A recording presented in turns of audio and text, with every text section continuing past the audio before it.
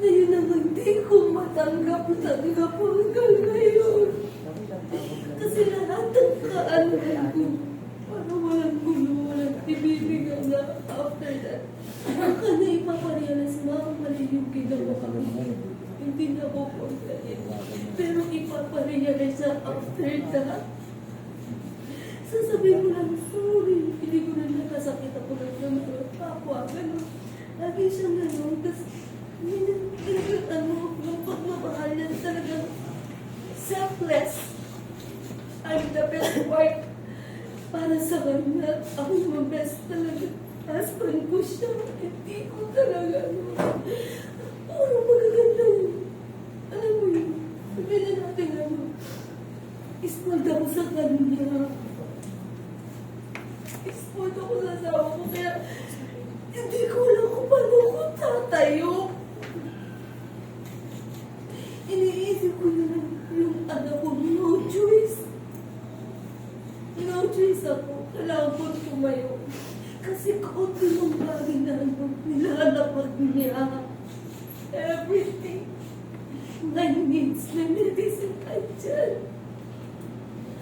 Inisip ko na lang how to survive myself without my husband.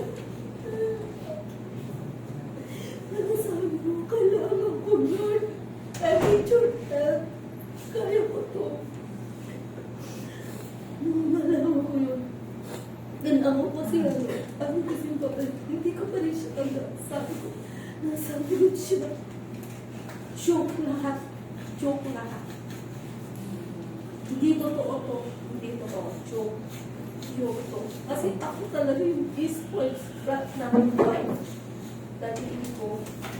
Kahit wala na siya minsan na nakakalimutan ko, pasaan nga yung siya naman, yung medicine niya, pag maano nga yung medicine ko, masakit yung ganito ko. At ganyan hanapin ko sa messenger natin.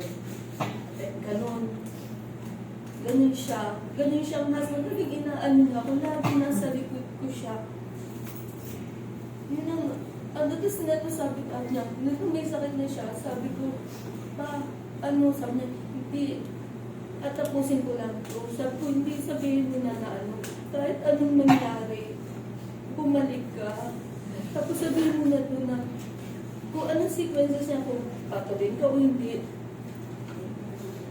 balik ka dito, balik ka, mo, sabihin mo na, yan ko, kaya